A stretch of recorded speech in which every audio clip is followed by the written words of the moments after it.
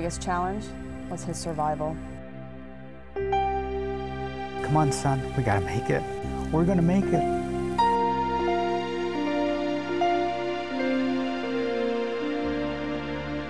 Please don't let my baby die without my wife coming to see him.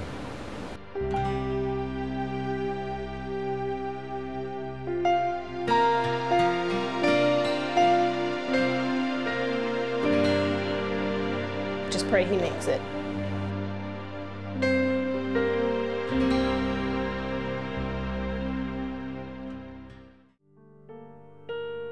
The day Tommy was born, Dr. Peverini, the neonatologist, was there in the delivery room, and he took Tommy and fought with him.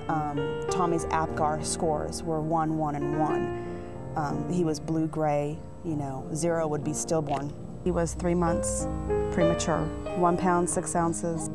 And they fought with him, trying to get him on the ventilator and to respond to medications and to the techniques that they were using. Every day the challenge was just him breathing and living. Every day was the hardest thing you could ever imagine, hardest thing.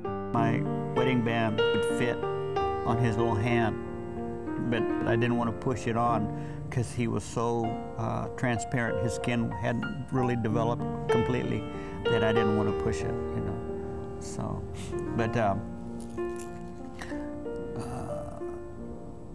he was a small baby. He's very small. Tiny. Very small. Very tiny. Yeah. I understand how scary it is to have this unexpected event that what they assume would go very well now for some reason is requiring that their baby be in an ICU. And when a mom or dad first walks in and may see their baby connected to mechanical ventilation, there's all our various monitors, and there are lines that help us to measure blood pressure or to give IV antibiotics. If you've not seen that before, it's very overwhelming, and it's also very scary. Dr. Hopper told me that he had air on his heart, in the sac of his heart, had hypertension.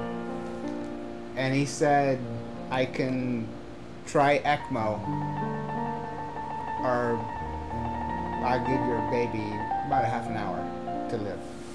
And so I said, let's go. ECMO stands for extracorporeal membrane oxygenation. Basically, it's an artificial heart-lung machine. And so it's a way of really resting a patient's heart and lungs until they can recover. I got to see him the next day, and to me, he looked good. Everybody was expecting me to, be overwhelmed, but the night previous when I had seen him, he looked dead. They were telling us that worst case scenario was he'd have severe mental retardation, severe cerebral palsy. Dr. Hopper could have easily said, I think it's a little bit too late for your son. But he didn't. He said, let's try this. And as a parent, that's all you want. We are going to do the best to really do two things. One is to provide the best medical neonatal care that we have access to involve as many people in making the best decisions. And then the second part of our task is then to communicate back to mom and dad, this is what's taken place, this is the change.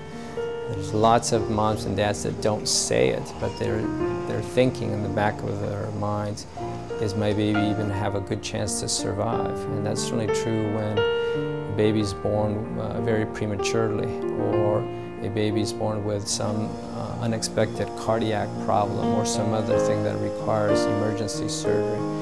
And so I try and assure families that I and others on the team are unable to predict the future, but we're going to do the very best. In the NICU, we're a big team, and we all feel like we're related. And we try to include the families in that too. I see my babies as potential wonderful adults and a part of a wonderful family that they need to go home to. So I always call myself Auntie Lorene, because to me, I'm part of the family, but not their mommy. Loma Linda's amazing. We were going through probably the worst time in our life. We did a lot of crying at Loma Linda. Some was for sadness, and some was for joy. Because it was a ride that I wouldn't wish on anybody. But if you have to take the ride, we were with the right people.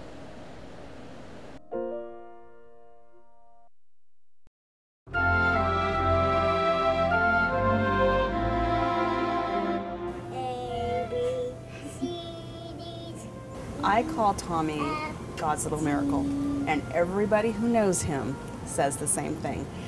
Everything was stacked against him. This little guy who was about smaller than a sheet of paper, weighed about 4 cubes of butter. How can something like that live outside of a womb? It can't. You know, it just can't. But he did. W, X, Y, and Z. You know, when he was born, we named him Brandon Rocco because he was a fighter. Today we call him the Rock Monster because he's 3. The biggest compliment of his life, the Rock Monster. He was Humpty Dumpty, and it took everybody at Loma Linda to put him together again with the help of God. His right hand didn't work as well as the other one, but today, after, you know, aggressive therapy and, you know, all the toys that he plays with, you can't even really tell. He has, you know, great use of both hands now. And the same with his legs. His legs were a little bit weaker, so you put him on the bike and now he acts like a 3-year-old little boy. It's amazing what Brandon has overcome in a short amount of time. And we'll have Brandon for the rest of our lives. And we'll always be thankful to Dr. Hopper and everybody at Loma Linda for what they did. Wheels on a bus go round and round. The issues that he has today from his prematurity is he has a slight right leg muscle deficiency due to prematurity and lack of oxygen. So the prognosis that he was to have, which was cerebral palsy and severe mental retardation and slow developmental skills, have all been diminished. He's got the most vivacious personality. He really does. He is just a loving, sweet kid. And I'm told by all the time, and I'm not kidding, all the time, he's like a miniature Harry Potter. Oh, he looks like Harry Potter. Let's lift that microphone. I'm going to turn 4. So he is forever my Labor Day baby instead of my Christmas baby. Now I have girl lipstick. Yes, you do.